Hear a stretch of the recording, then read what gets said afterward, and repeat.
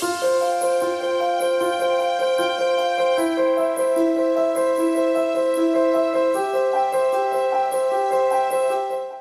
it was mentioned that there is a differentiation of impacts and vulnerability across regions. So for now, we will turn to the report's findings for our region, Asia.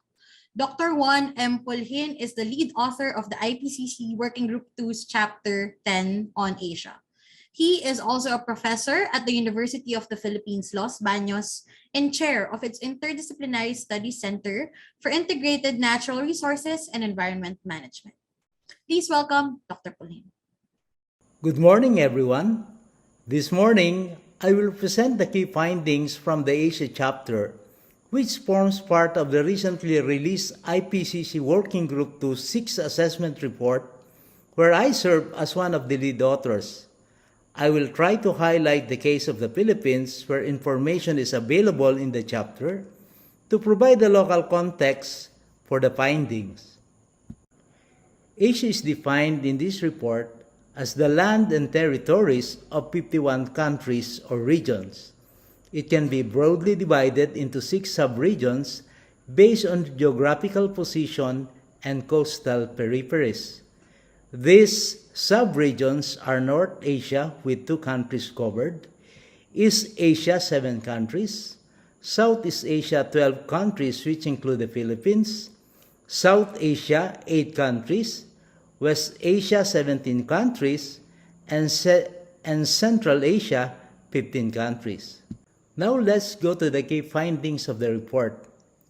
Observed surface air temperature has increased in the 20th century all over Asia. This significant warming has intensified the threat to social and economic sustainability in Asia. It also increases the likelihood of threat of heat waves across Asia, droughts in arid and semi-arid areas of West, Central, and South Asia, floods in monsoon regions in South, Southeast, and East Asia, and glacier melting in the Hindu Kush Himalayan region. This illustration synthesizes the observed impacts in Asia with attributed climatic impact drivers or CIDs. For current impacts, rising temperature resulted in the expansion of growing season length as well as increased incidence of hot days and warm nights across Asia. Incidence of stronger tropical cyclones is also observed, such as in the case of the Philippines. For projections, it is very likely that the occurrences of heat waves in Asia will increase.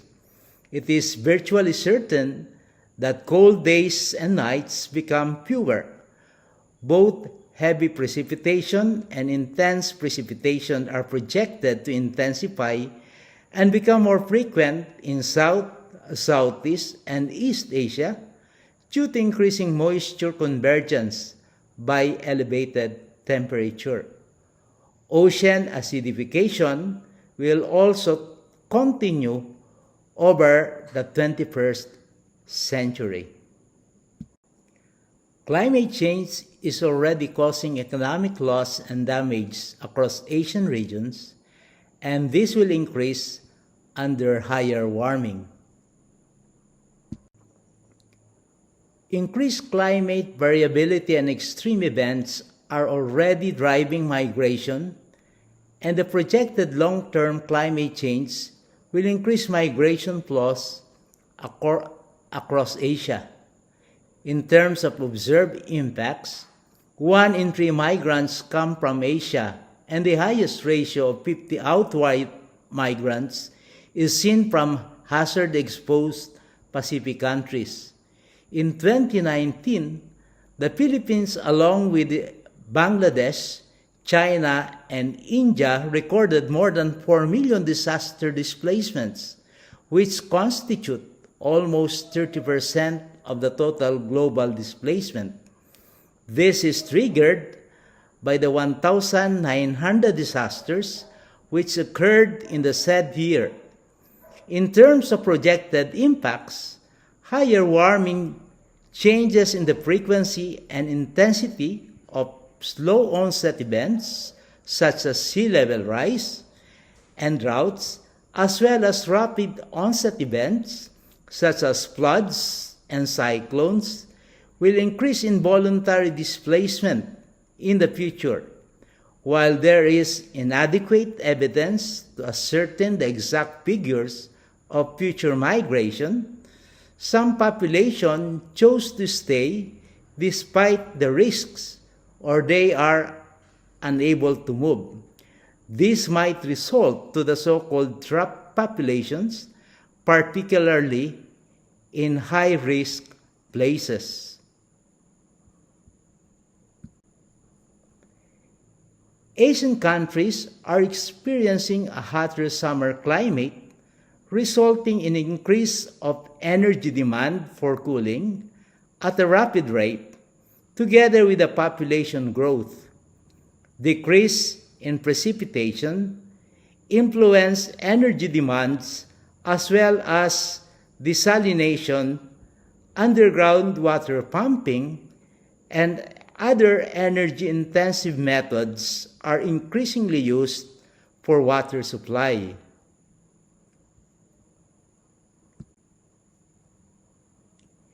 Asian terrestrial ecosystems change is driven by global warming precipitation and Asian monsoon alteration, permafrost thawing, and extreme events like dust storms, along with natural and human-related factors which are in interplay. In terms of terrestrial ecosystems, observed impacts include association with biodiversity and habitat loss. Altered species interaction or spatial distribution of invasive species is also observed. Past incidents of wildfires coincide with the increase of the average annual temperature, air temperature anomalies, droughts, and the length of fire season. Projected impacts include considerable changes of plant and animal species, distribution under warming also stress until 2100 are expected in Asia. Future climate change would also cause biodiversity and habitat loss in many parts of the region, with reduced suitability for protected plants. Coastal habitats of Asia are diverse, and the impacts of climate change, including the rising temperature, ocean acidification, and sea level rise, has brought negative effects to the services and the livelihood of people depending on it. For ocean and coastal ecosystems, observed impacts include, for instance, in South China Sea, 571 coral species have been severely affected by the combined impacts of climate change and anthropogenic activities. Increased incidence of coral bleaching due to the changes in functioning of bacterial consortia and symbiotic algae of corals driven by the rise in temperature. In the coral reef fisheries sector, climate change will affect about 3.35 million fishers in Southeast Asia, including those in the Philippines. In terms of projected impacts, there is high confidence that marine and coastal ecosystems, such as coral reefs, tidal marshes, seagrass meadows, plankton community, and others in Asia, will face irreversible losses as global warming heightens, particularly at 2 degrees centigrade. Increased mortality and rapid deterioration of coral reefs, host susceptibility and pathogen abundance of virulence, which consequently results in higher prevalence and severity of coral diseases, declination and/or alteration of coral reef community. For Southeast Asia, warming and acidification has indicated that by 2030, 99% of reefs will be affected, and by 2050, 95% are expected to be in the higher levels of threatened category. In South China Sea, reduced coral growth is expected by the end of this century. Mangroves in the region continue to face threats due to pollution, conversion for aquaculture and agriculture, in addition to climate-based threats like sea level rise and coastal erosion. Similar to Malaysia, Philippines is identified as a lost hotspot. Mangrove deforestation is expected to increase as many tropical nations utilize mangrove areas for economic security. Increased river damming would reduce fluvial sediment sources to the coast, making mangroves more vulnerable to sea level rise.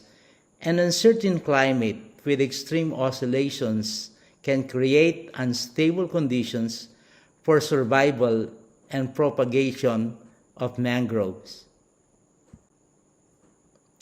Both climatic and non-climatic drivers such as socioeconomic changes have created water stress conditions in both water supply and demand in all regions of Asia. For freshwater resources, observed impacts include about 82% of the global population served by the freshwater provisions from upstream areas are exposed to high threat. Around 2,000 million people in Southern and Eastern Asia are at risk of serious water stress conditions. In terms of projected impacts, future water demand for irrigation, industry, and households is anticipated to increase by 30 to 40% by around 2050 relative to year 2010. Effective mitigation might reduce the additional population under threat by 30%. Still, there is 1 in 2 chance that 100 million people across Southeast Asia might face a 50% increase in water stress, and 1 in 10 chance that water stress would almost double in the absence of wide-ranging multiscalar adaptive measure. Due to global warming, Asian countries could experience increase of drought conditions by the end of this century.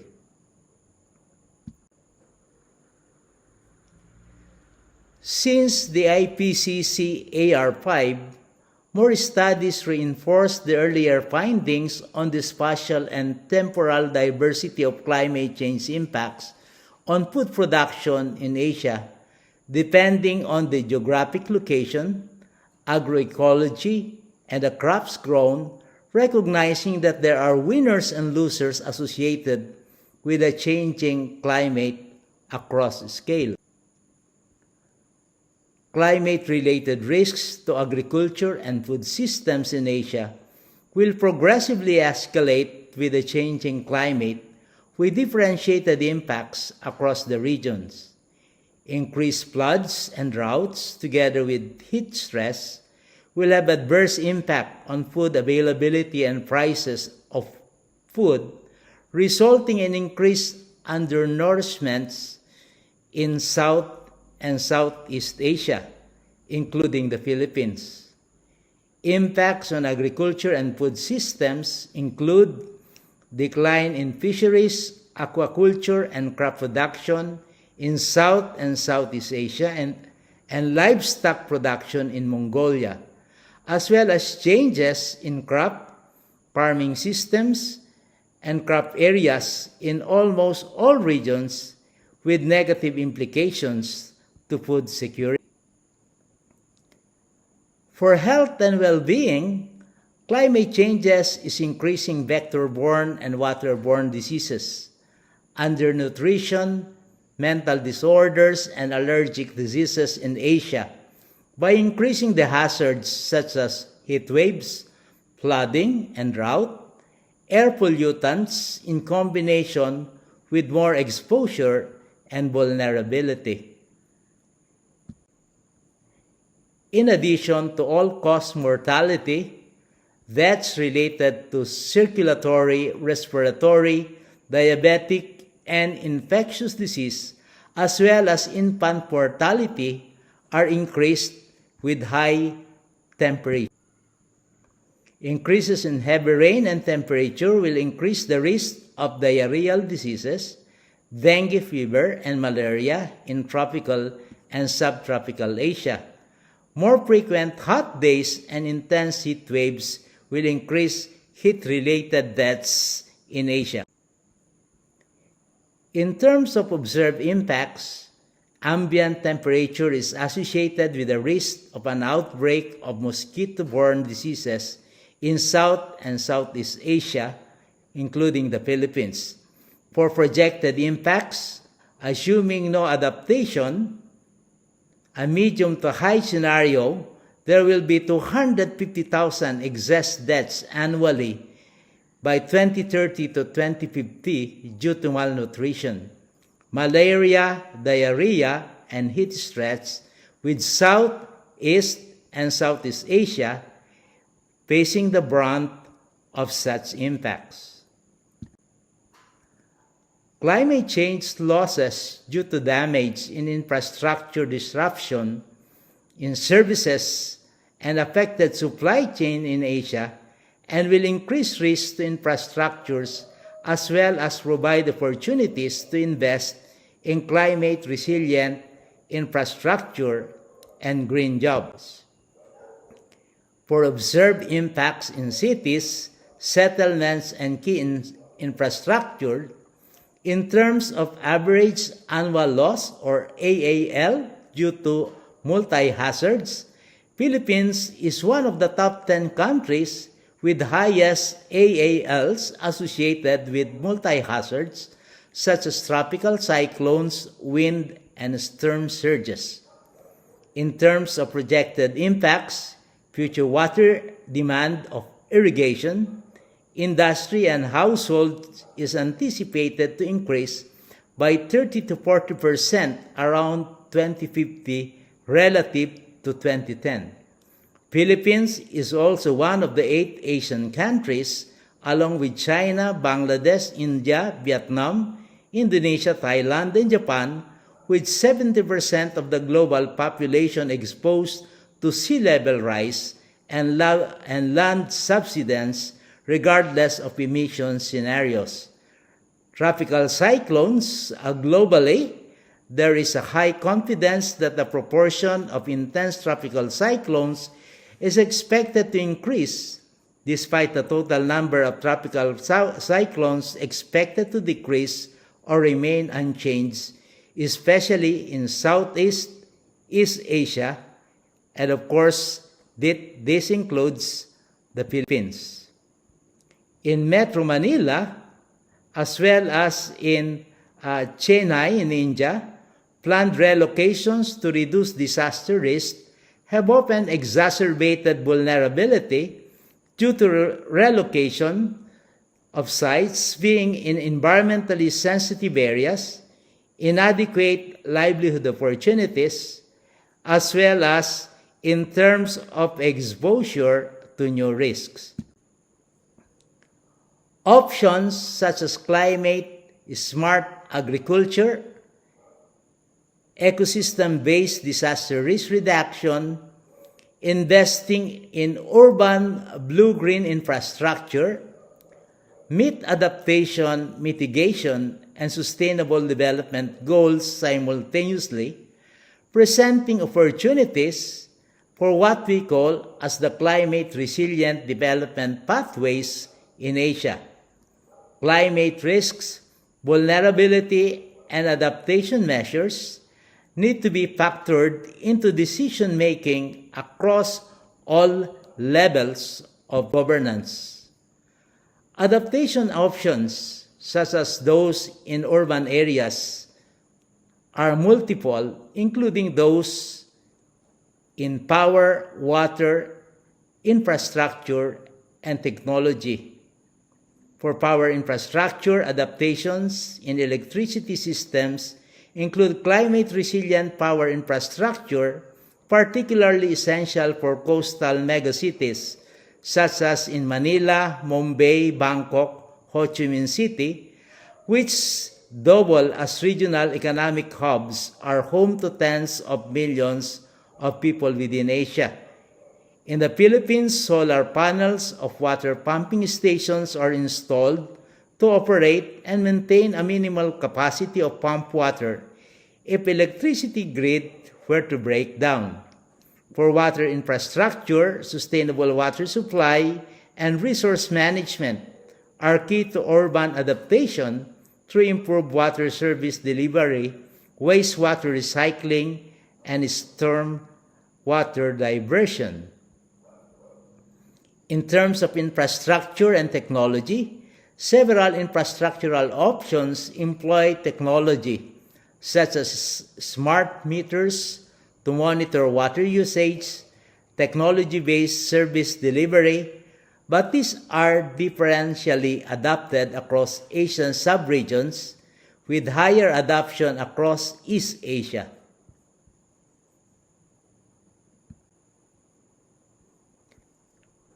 However, infrastructure measures alone are seldom effective in building urban resilience, as seen in the examples of the 2011 floods in Bangkok and 2000 typhoon in Manila, or projected estimates by Farbin and company, who found out that structural interventions in existing drainage systems reduce flooding risks. But without proper solid management, area under flood risk could increase to around 18.5%. Thus, rendering infrastructural interventions ineffective through time. Now I move to call for action to address the climate change crisis, which is based on my own personal reflections of the IPCC report. The recent IPCC report highlights the adverse impacts of climate change to various types of ecosystems, agriculture and food systems, health and well-being, cities and settlements, as well as key infrastructures, among others, with many parts of Asia, including the Philippines, among the most vulnerable.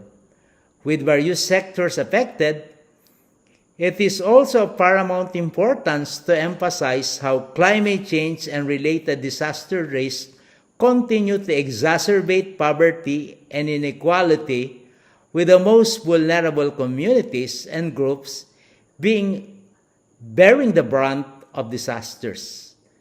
Addressing these vulnerabilities should therefore be the government's and everyone's most urgent concern in the Philippines. Typhoons Goni or Rolly and Rai or Odette could have come at a worse time, as it devastated parts of the Philippines during a pandemic.